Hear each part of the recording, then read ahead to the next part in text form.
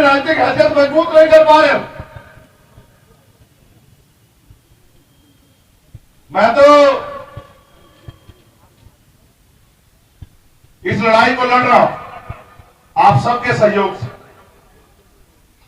मुझे ये भी नहीं पता कि कहां से कौन सी गोली इस बार मेरे सीने के पास जाएगी, नहीं पता है मुझे। और यहां जो लोग खड़े हैं, उत्तर प्रदेश में तो कई हत्या ऐसे हुई, मीडिया के रूप में चले आए और गोली मार के हत्या करके चले गए, और ये पता होने के बावजूद हमारे पुलिस के साथी वहां बैठ के देखो कुर्सी पर आराम से बैठे। आप समझो उनके लिए आपकी जीवन की कोई अहमियत नहीं है। आपको समझ आता है नहीं आता है? ये तब तक पुलिस सरकार की होती है, तब तक अपने काम को जिम्मेदारी से नहीं करेंगे जब तक आप मुझे राजनीतिक ताकत नहीं दोगे। और जिस दिन आप मुझे राजनीतिक ताकत दे दोगे, ये आपके घरों के दफ्तरों के बाद सलाम करते दिखाई देंगे, आपको चिंता मत करो।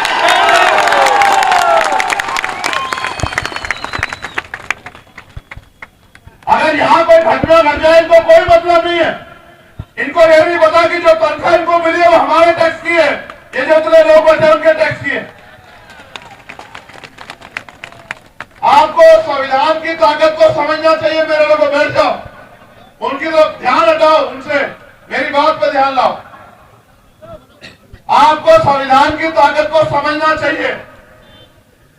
यह संविधान आपको शक्ति बनाने का अवसर देता है 5 साल बाद।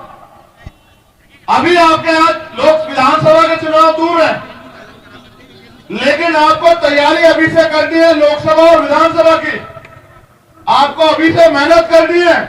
अगर आप चाहते हो आपकी राजनीतिक हैसियत बने, अगर आप चाहते हो आप अपने पैरों पर खड़े हो, अगर आप चाहते हो कि सरकारी नौकरियां बचे, अगर आप चाहते हो कि बहन बेटियों का सम्मान सुरक्षित रहे, अगर आप चाहते हो कि गरीब की बेटी की तरफ कोई आंख उठा के न देखे, अगर आप चाहते हो कि आपके आने वाली पीढ़ियों को इस देश में स्वाभिमान सम्मान का जीवन मिले, अगर आप चाहते हो कि नौजवानों को रोजगार मिले, अगर आप चाहते हो किसान को उसकी फसल का दाम मिले, अगर आप चाहते हो कि मजदूर को न्यूनतम वेतन मिले, अगर आप चाहते हो कि कलम की ताकत हो मेरे पास, जिसकी बदौलत मैं आपके क्षेत्रों में बड़े बड़े रोजगार के अवसर पैदा करके गरीब लोगों के पैरों में खड़ा कर सकूं, बहन बेटियों को सुरक्षा का माहौल दे सकूं, तो आपको उत्तर प्रदेश में इस काम को शुरू करना पड़ेगा और रोज करना पड़ेगा।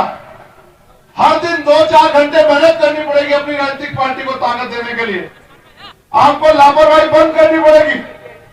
आप दूसरे नेताओं की तरह जो धनबल की राजनीति कर रहे हैं, आप कुर्ते डाल के नहीं घूम सकते हो, आप बड़ी बड़ी सुंदर सुंदर जैकेट पहन के नहीं घूम सकते हो। अगर ये इसमें घूमना चाहते हैं तो पहले इतनी हैसियत भी बनाओ, उनका दिखावा मत करो। वो तो धन्ना सेठ है, उनके बड़े बड़े करोड़पति साथी है, आपका क्या साथी है? मैं भी चुनाव में होकर आया, बहुत अच्छा हुआ कि भाई हनुमान जी बेनीवाल ने इतने साधन उनके समाज ने जुटाए थे, उनके संगठन ने, कि हमने हेलीकॉप्टर से वहां प्रचार कर लिया। आप सोचो, मैं सवाल छोड़ रहा हूं, उत्तर प्रदेश में जब चुनाव होगा, एक विधानसभा से दूसरी विधानसभा में जाने में समय लगेगा, प्रचार में 15 दिन का समय होगा। कैसे होगा प्रचार? ऐसा थोड़ा ही है। भाजपा के लोगों पे तो बहुत पैसे हैं, कांग्रेस के लोगों पे, समाजवादी वालों पे भी बहुत पैसे हैं, वो तो चले जाएंगे। मैं कैसे जाऊंगा? आप कहोगे आओ आओ प्रचार कर दो, रैली कर दो, कैसे आऊंगा? वो ऐसा थोड़ा है कि हमारी नई पार्टी है, हमें कहेंगे 15 दिन फालतू प्रचार कर लो, ऐसा थोड़ा ही होगा। हमें भी उतने कम दिनों में अपने लोगों को तैयार करना पड़ेगा।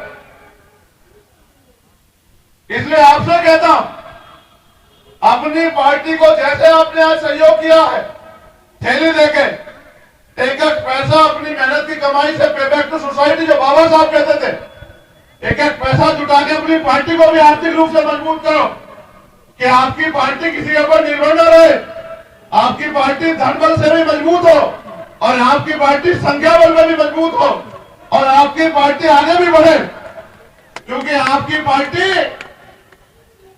ही आगे उत्तर प्रदेश में समता, समानता, बंधुत्व, भाईचारे का माहौल देगी।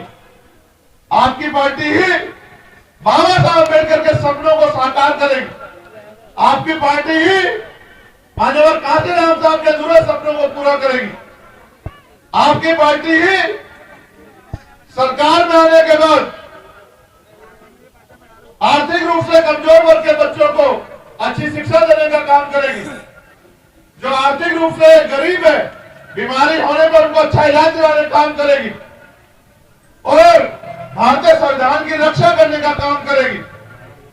अगर आज संविधान में खतरा है, इसका मतलब जितने भी दल है भाजपा सेना को अपना काम जिम्मेदारी से नहीं कर रहे।